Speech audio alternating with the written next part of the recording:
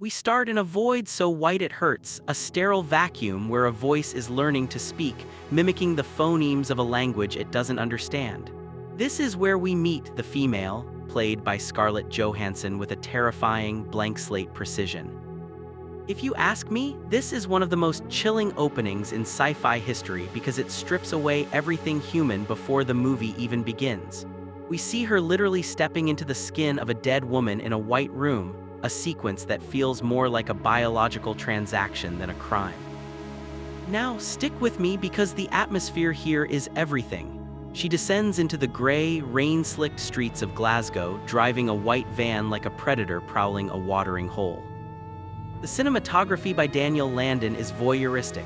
It uses hidden cameras to capture real people on the street, making the alien's perspective feel uncomfortably authentic. You're watching her watch us. She's looking for men who won't be missed, the lonely, the adrift. When she finds her first mark, the film shifts into this hypnotic, dreamlike pacing. She's charming, but it's a manufactured charm, a mask made of lipstick and a cheap fur coat. The inciting incident isn't a plot twist, it's the realization of her process. She lures a man into a dilapidated house that, on the inside, transforms into a literal black abyss. As Micah Levi's score starts that screeching, discordant violin trill, which sounds like a panic attack put to music, the man sinks into the floor as if the ground has turned to oil.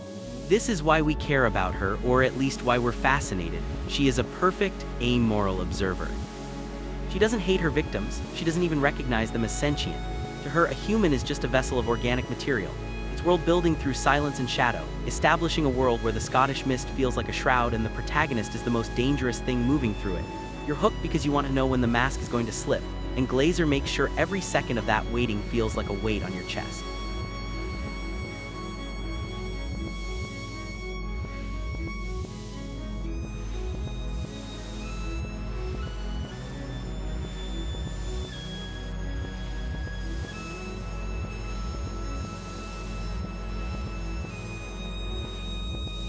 This is where the gears start to grind and the no-turning-back moments begin to pile up like a multi-car pileup on a foggy Highland road. Our alien protagonist is getting too good at the hunt, but the world is starting to bleed into her.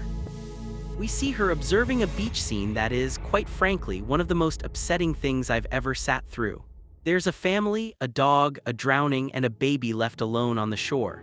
While the human world is screaming in agony, she stands there, utterly impassive, focused only on a man who tried to help. It's a brutal reminder of her otherness, but then the shift happens. She meets a man with neurofibromatosis, a man whose face is severely disfigured. I know what you're thinking, this is where she gets her comeuppance, but it's more subtle than that. For the first time, she sees a human who is also an outsider, someone treated like a thing by society just as she treats humans as things. When she catches her own reflection in a mirror afterwards, the tension ramps up to a breaking point. She's no longer just a predator, she's becoming a person, and in this universe, that's a death sentence. She lets him go, she literally lets a harvest walk away. From here, the rising action is a slow-motion collapse of her mission. She abandons the van. She abandons the motorcyclist who acts as her alien handler cleaner. She tries to eat a piece of cake in a diner and her body literally rejects it, coughing up the human food in a fit of physical rebellion.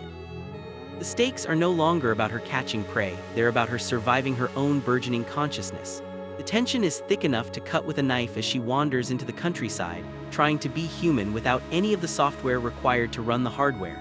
It's a tragic, beautiful mess, and you can feel the walls of the world closing in on her as the predator becomes the prey. Emotional confrontation isn't with him, it's with her own biology. She tries to engage in a sexual encounter, but as she looks down at herself, the realization of her lack of reproductive anatomy, her blankness, triggers a total existential hardware failure. She flees into the fog and the cinematography turns into something out of a gothic horror fever dream. The trees look like ribcades and the air feels heavy with damp rot. Then, the peak action hits like a physical blow. She is cornered in a derelict forest hut by a local logger. This isn't a hero's fight, it's a desperate, ugly struggle. When he attacks her, he doesn't just hurt her, he tears her skin. And I mean literally tears it. The energy here is frantic, the sound design is a roar of wind and static. As the logger rips the human costume away, we see the black obsidian form underneath, the true alien.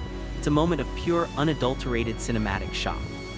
The hunter has been completely stripped bare, exposed to a world that fears anything it can't categorize. The logger, terrified by the thing hiding inside the woman he tried to assault, pours gasoline over her. The climax is a searing, blinding inferno against the backdrop of a cold, indifferent forest. It's It's high energy because it's the final, violent rejection of her attempt to bridge the gap between it and her. So, what was it all for? The resolution is a haunting, lingering shot of the alien's remains, or rather, the lack thereof. As the smoke rises into the Scottish sky, the why behind the ending becomes clear. This wasn't a movie about an alien invasion, it was a movie about the cost of empathy. If you ask me, the message is devastatingly simple. To become human is to become vulnerable. The alien, the female, was safe as long as she was a cold, unfeeling observer, but the moment she felt pity, the moment she tried to see herself in the other, she was destroyed. The themes here are a gut punch, identity, the male gaze, and the terrifying fragility of the body.